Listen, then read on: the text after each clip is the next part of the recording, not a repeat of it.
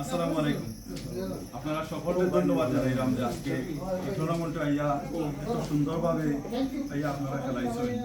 আলহামদুলিল্লাহ খুব ভালো লাগছে আর আশা করি সকলে এনজয় করতে পারেন।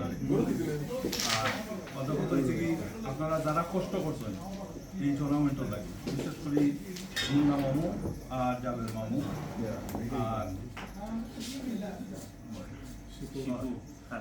শিপু খালেদ, কয়েসর রাকিব, মাইকেল ভাই, আজিজ ভাই, আমার মাহমুদ নানা জয় আমার চৌধুরী সাহেব, জয়